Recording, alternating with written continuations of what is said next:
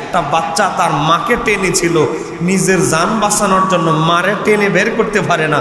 বাচ্চাটা আজকে বলতেছে সে নিজে উপরে উঠে গেছে, পানির উপরে চলে এসেছে, চেষ্টা করেছে তার মাকে বাঁচানোর জন্য। কত অসহায় একটা বাচ্চা তার মাকে বাঁচানোর চেষ্টা করে ব্যর্থ হয়ে সে নিজের জান বাঁচানোর জন্য চলে এসেছে। আজকে একজন লোক ভিডিওতে দেখলাম, সময় টিভি বিভিন্ন নিউজে দেখা গেল, একজন লোক কান্না করতেছে, তোমরা আমারে ফেরে চলে গেলে, স্ত্রীর জন্য বাচ্চার জন্য কান্না করতেছে, বলতেছে তোরা আমাকে ফেরে চলে গেলি, আমাকে ফেলে চলে গেলি। আমার বাবারা ভাইয়েরা, যে মা সন্তান হারিয়েছে, যার মা হারিয়েছে, স্ত্রী হারিয়েছে, আজকে সে বুঝতেছে আজকে একজন বাবার বাচ্চা হারানো কত কষ্টের। কথা বলে না কেন, ঠিক কিনা?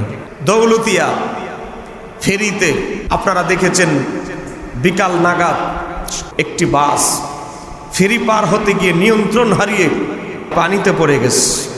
প্রথমে 30 ফুট, পরবর্তীতে দেখা যায় বর্তমানে এখন দেখা গিয়েছে 80 ফুট গভীরে চলে গেছে। আজকে যার মা হারা, যার বাচ্চা হারা, সে বুঝেছে তার আত্মীয় হারানো, তার সন্তান হারানো, তার স্ত্রী হারানোর বেদনা কত কষ্টকর। কথা বলে না কেন, ঠিক কিনা? আজকে হতে পারতো ওই দৌলতিয়ার এই বাসের পানির নিচে চাপা পড়া ব্যক্তি আপনি হতে পারতেন, আপনি হতে পারতেন, কিন্তু আল্লাহ আপনাকে জীবিত সুস্থ রেখে এই মহৎ মাহফিলে আসার তৌফিক দান করেছেন। কথা বলেন, এজন্য আমরা খুশি না বেজার?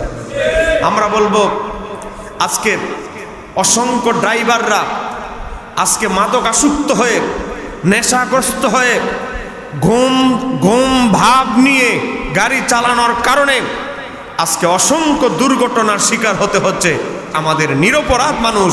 কথা বলেন ঠিক কিনা? আজকে বাসের যে যাওয়ার যে মডেল, বাসের যে যাওয়ার যে গতি আর মডেল, তা থেকে বোঝা যায় ড্রাইভার সুস্থ মস্তিষ্কের ছিল না।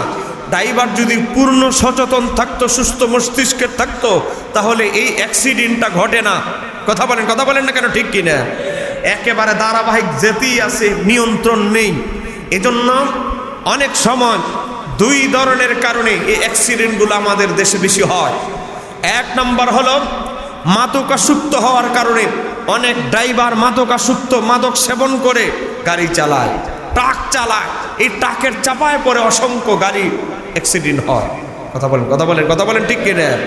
অসংখ্য ব্যক্তি মাদকাসক্ত হয়ে ঘুম তন্দ্রাচ্ছন্ন অবস্থায় গাড়ি চালানোর কারণে অসংখ্য অ্যাক্সিডেন্ট হয়, তার সাথে লেগে আরেক গাড়ি নিরীহ মানুষগুলো মারা যায়।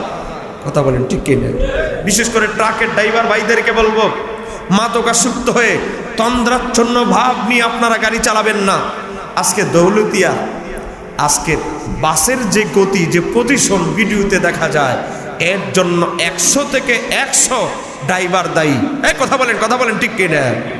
ড্রাইভার যেভাবে গাড়িটা চালিয়েছে, যেই মডেলে, যেই পরিবেশে সে গাড়িটা চালিয়েছে, এটা অবশ্যই আমরা বুঝতে পারছি এটা তার গাফিলতি। তার গাফিলতির কারণে আজকে 40 জনেরও বেশি মানুষ আজকে পানির নিচে চলে গেছে। একটা বাচ্চা তার মাকে টেনেছিল নিজের জান বাঁচানোর জন্য, মারে টেনে বের করতে পারে না। বাচ্চাটা আজকে বলতেছে সে নিজে উপরে উঠে গেছে, পানির উপরে চলে এসেছে, চেষ্টা করেছে তার মাকে বাঁচানোর জন্য। কত অসহায় একটা বাচ্চা তার মাকে বাঁচানোর চেষ্টা করে ব্যর্থ হয়ে সে নিজের জান বাঁচানোর জন্য চলে এসেছে। আজকে একজন লোক ভিডিওতে দেখলাম, সময় টিভি বিভিন্ন নিউজে দেখা গেল, একজন লোক কান্না করতেছে, তোমরা আমারে ফেরে চলে গেলে, স্ত্রীর জন্য বাচ্চার জন্য কান্না করতেছে, বলতেছে তোরা আমাকে ফেরে চলে গেলি, আমাকে ফেলে চলে গেলি। আমার বাবারা ভাইয়েরা, যে মা সন্তান হারিয়েছে, যার মা হারিয়েছে, স্ত্রী হারিয়েছে, আজকে সে বুঝতেছে আজকে একজন বাবার বাচ্চা হারানো কত কষ্টের। কথা বলে না কেন, ঠিক কিনা? আজকে আমরা কিছুদিন ধরে ঈদে দেখেছি লঞ্চে আমাদের প্রতিযোগিতার কারণে অনেক মানুষ মারা যাচ্ছে। কথা বলে না কেন, ঠিক কিনা? লঞ্চ ছেড়ে দিচ্ছে, প্রতিযোগিতা করে ধাক্কি করে উঠতে গিয়ে অসংখ্য মানুষ পানিতে পড়ে যাচ্ছে, নদীতে পড়ে যাচ্ছে। এই জিনিসগুলো আমরা সতর্কতা অবলম্বন করতে হবে।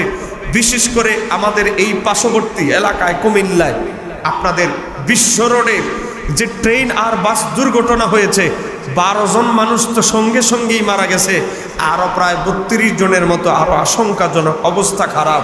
এজন্য আমরা একটা কথাই বলতে চাই, আজকে এই আপনাদের এই এই গ্রামের নাম কি?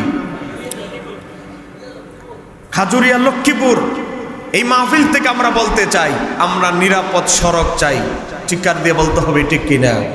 আমার সাথে আপনারা আওয়াজ করে বলেন, আমরা নিরাপদ সড়ক চাই কি চাই না? আমরা নিরাপদ সড়ক চাই।